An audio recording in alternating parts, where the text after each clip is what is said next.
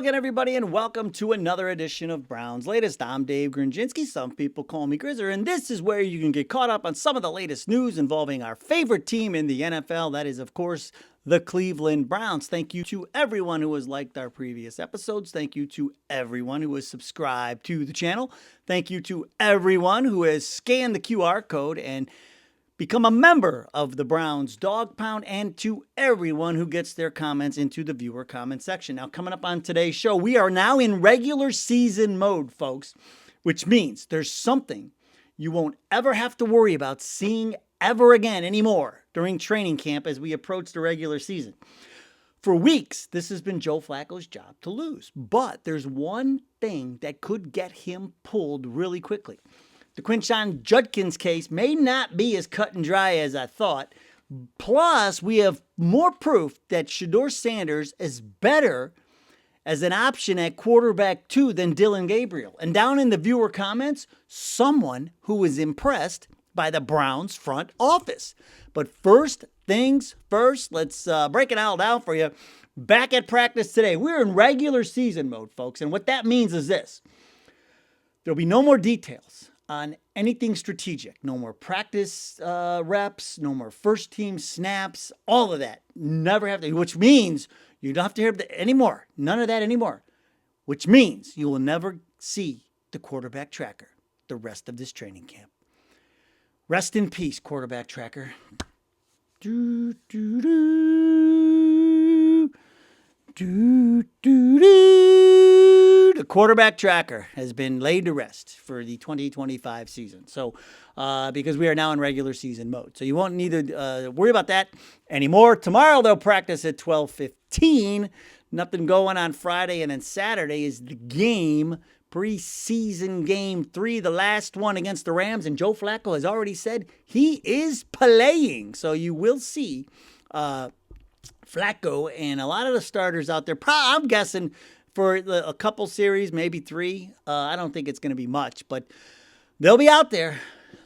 Joe will be flinging it. Now, like we said, we've known for weeks that Joe Flacco would be quarterback 1. It's always going to be Flacco. We knew it. It was always going to be Flacco. But there is a growing belief that Kevin Stefanski could be fired if the Browns don't significantly improve.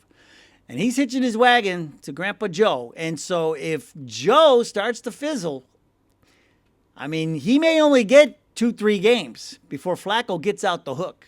And so, like I said, we knew it's always going to be Joe Flacco, but he could be pulled relatively quickly. Kenny Pickett making a turn. You know, he did some 11 on 11 yesterday. Shedeur, they did not. He threw a little bit, but that's it. He dressed and threw a little bit. They're hoping to get him back in the mix today with some reps. Denzel Ward also got hurt yesterday, breaking up a pass to Judy. He tried to get back out there, and then they pulled him off the field. That's the knock on Ward. Like, this is how fast things change, folks, especially with this quarterback situation. This quarterback situation remains fluid. But here's what I'm going to tell you. I still believe that they believe Kenny Pickett is QB2, even with the injury and even with the time missed. I think they think he is the guy to back up Joe Flacco. I think they thought he would be the one to compete with Joe for QB1. They envisioned this to be a battle between Flacco, and I don't think they ever really considered the rookies for QB1, although they should have. After I saw Shedeur, I would have liked to see a lot more. But that was me. But I think they still think Pickett is QB2. And that's not such a bad thing, because I think here's what's going to happen. They get him healthy. They get him out there. They show teams he can play. He's still healthy. And I still think New Orleans is in the mix for Kenny Pickett. At least that's my hope and my dream. But we'll see. Now, QB1 is settled. Quinshon Judkins situation, not so much. This thing is still playing out. That's because the league is investigating, and they could still suspend him. The league uses a lower standard of proof. So if the alleged victim cooperates with the NFL's investigation, the league could still decide that he violated the personal conduct policy, and they could still suspend him. So they might, that lower standard of proof is the key phrase here. And so it'll all depend what comes out in the investigation. The other thing is his contract is still, there's guaranteed money on the table. And it's a 4-year deal. That's not going to change. But the logistics of the contract could. The Browns may want some protections in there now after, the off-the-field incident before they even signed him. And so that is going to be a little bit tricky to work out too. So I was hoping he'd get back this week. Isaiah Bond he was already in front of the mics. You could tell what they think of him. He's already signed, sealed, delivered, ready to go. He already said they're going to try to get him up to speed and get him on the field on Saturday. I told you folks, he will be in the mix when we beat the Bengals on Sunday, September 7th. There is no doubt in my mind, and he will be the guy flying down the sideline, especially with Flacco. Flacco's going to be flinging it to Isaiah Bond for sure. But it looks like we're just going to have to wait a little bit longer for the Judkins situation to play itself out. Now, another thing that will be playing out behind Joe Flacco and potentially Kenny Pickett is the battle between Shedeur Sanders and Dillon Gabriel. So what PFF, of course, they always seem to deliver. They have some very interesting stats. And there is a stat that one of our rookie quarterbacks was just brutal on in their performance in their preseason game. And it is a vital piece of the Kevin Stefanski offense. If you can't do this, you can't run Kevin Stefanski's offense. And one of our rookie quarterbacks was horrible when it came to this. Who was it, you ask? It was Dillon Gabriel. Take a look at against the blitz and play action. Those are the stats to focus on. Shedeur Sanders, 6 for 7 against the blitz, 3 for 4 in play action. Dillon Gabriel, 5 for 7 against the blitz, but 1 for 6. Only 1 for 6 against play action. And that is a staple of the Kevin Stefanski offense. And another one of the reasons why Joe Flacco is your QB1, because he is so good. He is a master at play action. And so, which, it's probably one of the reasons he's so good in this system. And so that is a telling stat, folks. And so as those two, once Shedeur gets healthy and gets back out there, if Dillon Gabriel, they both fared okay against the blitz. They're both fine against the blitz, but that play action is such a big part of this offense. If Dillon Gabriel can't get that right, I don't see how he's going to beat out Shedeur for QB2 or QB1 down the road. He just did not put up the numbers. Now, always putting up stats are the viewer comments. And now there were so many great comments yesterday, so many good, healthy discussions. I seriously thought about turning this show into just a viewer comments only show. I came this close, and I said, no, we'll stick with the plan. We still may do it later this week because we have so many good ones. But we're going to start today with Kenneth Gordon, 2401, who says, I agree Flacco should be the starter, but it wasn't a quarterback battle. We knew he was going to be QB1, trade Shedeur. Now, we didn't really know he was going to be QB1. Really, up until the last couple of weeks, it was the worst kept secret. But really, the last week, it was the worst kept secret in the NFL. When he didn't play in the preseason games, and then we knew where this was going. Now, that's that.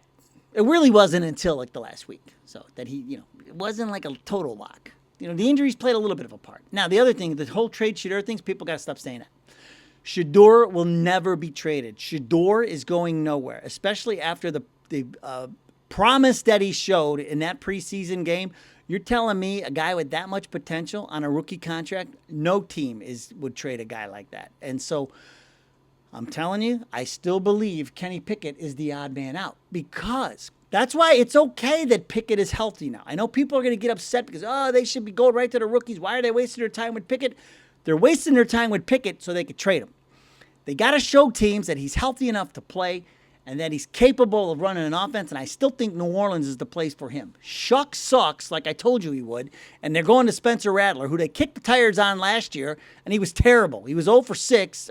He went 0 and 6 last year. and it's just bad. And so they're going to start him this year. That's what they're down to.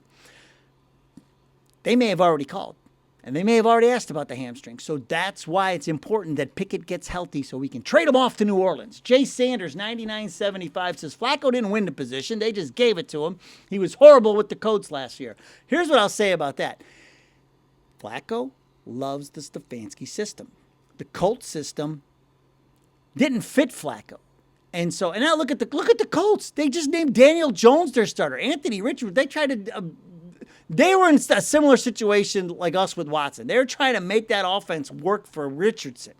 And so now I told my Colts buddy as soon as they drafted him, I said, dude, you guys are nuts. I go, that is the most inaccurate passer coming out of college, when he came out. And guess what? I was right. I mean, it doesn't take a genius to figure this stuff out. I mean, the guy's inaccurate. He's terrible. Cam Ward's going to be a bust. I'm telling you right now, because I feel the same way about him. But that's a story for another day. But Flacco, I think this system treats Flacco very well. So that's where you got to forget about what happened with the Colts. Timothy West, 1183. Stop the Pickett love at 75%. Okay, remember I said Pickett was completing 75% of his passes, when he got hurt? Timothy says, he says, now most of those were 7-on-7s with no pass rush. He had here's the pertinent math. His touchdown to interception ratio in real games is 1.06 to 1. 14 TDs to 13 interceptions. Flacco, 1.6 touchdowns to 1 interception. Sanders, 5 touchdowns to 1 interception. Gabriel, 4.8 touchdowns to 1 interception. Send Pickett away. Baby hands Pickett isn't even good as a backup. I think we are. We got to get him healthy, and we're going to trade him to New Orleans. I just don't see, but I'm going to tell you this. I'm trying to prepare you because the announcement's coming. Before the first game, I would bet there's no doubt in my mind that they're going to name Pickett quarterback 2 for that game against Cincinnati. Mark my words. I give you an early bold prediction. Pickett will be QB2 for that game when we play Cincinnati, when we beat Cincinnati September 7th. Sorry, I digressed. One Sputnik says, has anyone ever worked for a company, a boss or owner that didn't give a damn about what was best for the company? They only cared about showing you who was in control and who had the power. Sometimes it's not intentional sabotage. It's just that they are stupid. I thought that was a great point. And here's what I thought about. It got me thinking about Stefanski holding on to the announcement of QB1. Like we just said, I mean, that's been the worst kept secret in the National Football League for at least the last week and a half, maybe 2 weeks, But he wouldn't say it. He just wouldn't say it. And why? Because knowledge is power. That's why people do that. When they have the knowledge and, they're not going to share it with you, it's because they have the power. And I think he does the same thing with the rookie quarterbacks. It's like, can you just tell us what's going on? But no. I've worked with plenty of managers who love to do that. They just feel like they have so much power when they know something that the rest of the company doesn't. And that's how I feel this went down with Flacco. Just tell us. We all could see it. Just like Shedeur, the difference between Shedeur and Dylan Gabriel. We all could see it. Quit beating around the bush. Quit standing up there for 10 minutes and talking about nothing. Tell us something real. But no, knowledge is power. Remember that. At Tremaine, ESQ. I'm impressed with the Browns front office. It has taken us months. It has taken us thousands of viewer comments, but we finally have someone. At Tremaine ESQ, he is impressed with the Browns front office. Why, you ask? At Tremaine says, the Isaiah Bond signing was great. It makes the Travis Hunter trade make sense. I think Bond will be a great receiver, and so do I. And they're going to get him up to speed and I'm telling you, folks, he is going to be flying down those sidelines, and Flacco will be over the top. He is going to stretch some defenses for us, and he's going to look great when he gets that ball in his hands in space too. But man, oh man, did you see him on the podium? Man, he looks so young to me. I was like, wow, man, he looks young. But that's okay. With 4.3 speed, man, he is going. We haven't had speed like that on the offense in I don't know how long.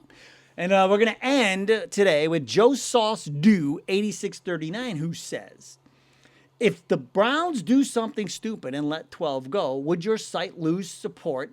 All of his fans would follow him. So he's saying, like, if should they got rid of Shedeur, all of you watching Browns latest on the YouTube channel would leave. Well, Joe, let me tell you, Shedeur's going nowhere. We are not trading Shedeur, so everybody will be here. We are one big happy family. Nobody's going anywhere. Nobody's doing anything about anything. Shedeur is our franchise. He is the future of the Cleveland Browns. He's going nowhere. So you will have to put up with me for a very long time. I'm going to say like 20 years maybe. All of us will be together for 20 years. One more time, let's give it up for the quarterback tracker.